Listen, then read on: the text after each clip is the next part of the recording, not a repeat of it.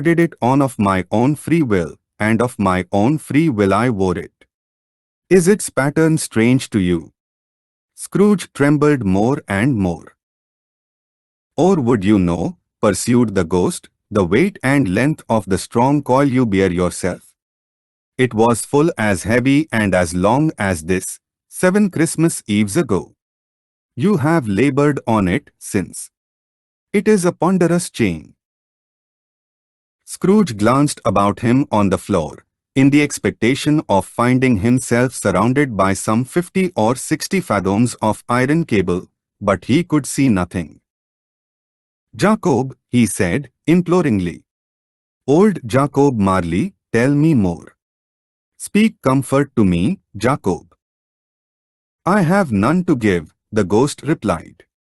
It comes from other regions, Ebenezer Scrooge, and is conveyed by other ministers to other kinds of men. Nor can I tell you what I would. A very little more is all permitted to me. I cannot rest, I cannot stay, I cannot linger anywhere. My spirit never walked beyond our counting house. Mark me, in life my spirit never roved beyond the narrow limits of our money-changing hole, and weary journeys lie before me. It was a habit with Scrooge, whenever he became thoughtful, to put his hands in his breeches pockets. Pondering on what the ghost had said, he did so now, but without lifting up his eyes or getting off his knees. You must have been very slow about it, Jacob, Scrooge observed, in a businesslike manner, though with humility and deference. Slow, the ghost repeated. 7 years dead, mused Scrooge. And travelling all the time. The whole time, said the ghost. No rest, no peace. Incessant torture of remorse. You travel fast, said Scrooge. On the wings of the wind, replied the ghost.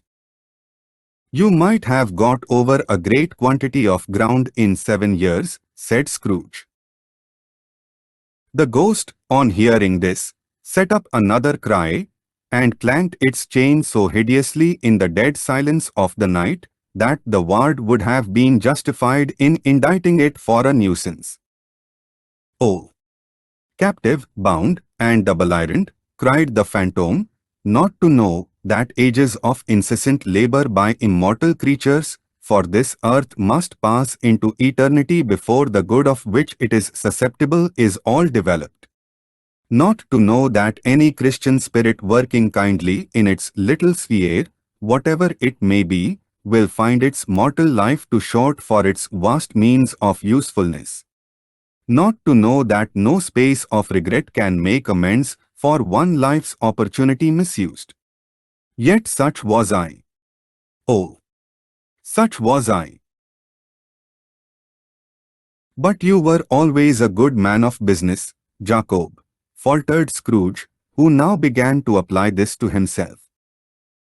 Business, cried the ghost, wringing its hands again. Mankind was my business. The common welfare was my business, charity, mercy, forbearance, and benevolence were all my business. The dealings of my trade were but a drop of water in the comprehensive ocean of my business. It held up its chain at arm's length, as if that were the cause of all its unavailing grief, and flung it heavily upon the ground again. At this time of the rolling year, the spectre said, I suffer most.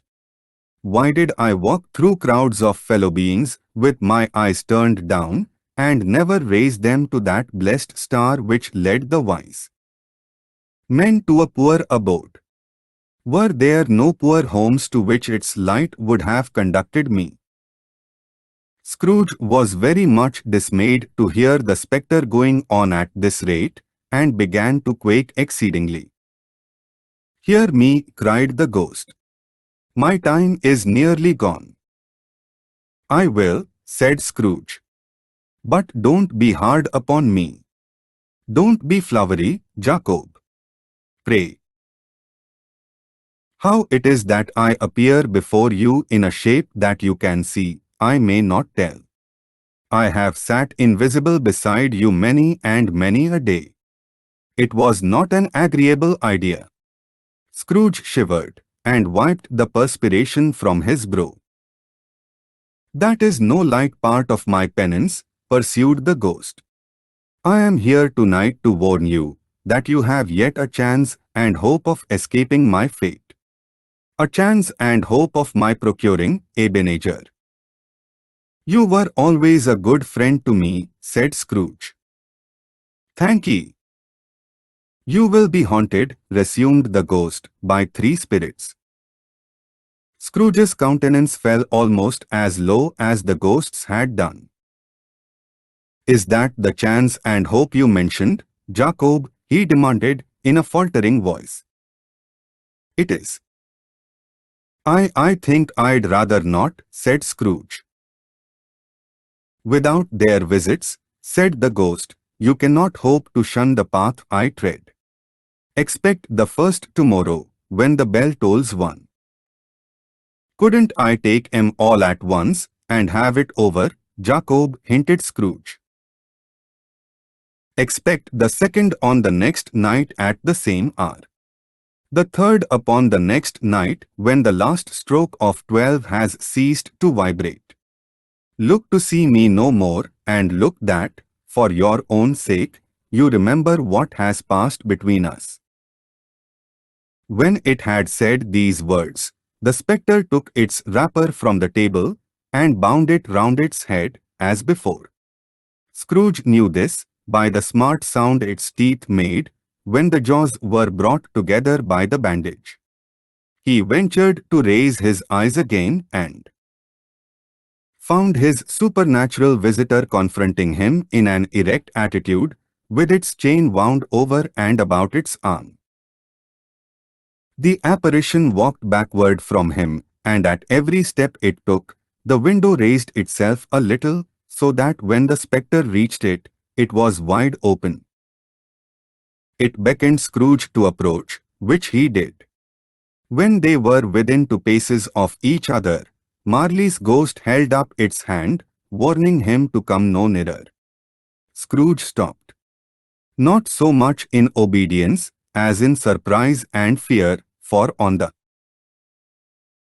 raising of the hand, he became sensible of confused noises in the air, incoherent sounds of lamentation and regret, wailings inexpressibly sorrowful and self-accusatory. The spectre, after listening for a moment, joined in the mournful dirge and floated out upon the bleak, dark night. Scrooge followed to the window, desperate in his curiosity. He looked out. The air was filled with phantoms, wandering hither and thither in restless haste, and moaning as they went. Every one of them wore chains like Marley's ghost. Some few, they might be guilty governments, were linked together, none were free. Many had been personally known to Scrooge in their lives. He had been quite familiar with one old ghost, in a white waistcoat, with a monstrous iron safe attached to its ankle, who cried piteously at being unable to assist a wretched woman with an infant, whom it saw below, upon a doorstep. The misery with them all was, clearly, that they sought to interfere, for good, in human matters, and had lost the power forever.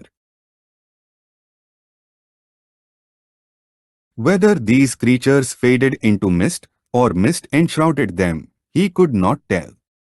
But they and their spirit voices faded together, and the night became as it had been when he walked home. Scrooge closed the window, and examined the door by which the ghost had entered. It was double-locked, as he had locked it with his own hands, and the bolts were undisturbed. He tried to say humbug, but stopped at the first syllable. And being, from the emotion he had undergone, or the fatigues of the day, or his glimpse of the invisible world, or the dull conversation of the ghost, or the lateness of the hour, much in need of repose, went straight to bed, without undressing, and fell asleep upon the instant. Stave 2. Kafir stove the three spirits. When Scrooge awoke, it was so dark that looking out of bed, he could scarcely distinguish the transparent window from the opaque walls of his chamber. He was endeavoring to pierce the darkness with his ferret eyes when the chimes of a neighboring church struck the 4 quarters. So he listened for the hour. To his great astonishment, the heavy bell went on from 6 to 7, and from 7 to 8, and regularly up to 12, then stopped. 12. It was past 2 when he went to bed. The clock was wrong. An icicle must have got into the works. 12. He touched the spring of his repeater to correct this most preposterous clock. Its rapid little pulse beat 12 and stopped. "Why, it isn't possible," said Scrooge, "that I can have slept through a whole day and far into another night. It isn't possible that anything has happened to the sun, and this is 12 at noon." The idea being an alarming one, he scrambled out of bed and groped his way to the window. He was obliged to rub the frost off with the sleeve of his dressing gown before he could see anything, and could see very little then. All he could make out was that it was still very foggy and extremely cold, and that there was no noise of people running to and fro, and making a great stir, as there unquestionably would have been if night had beaten off bright day, and taken possession of the world.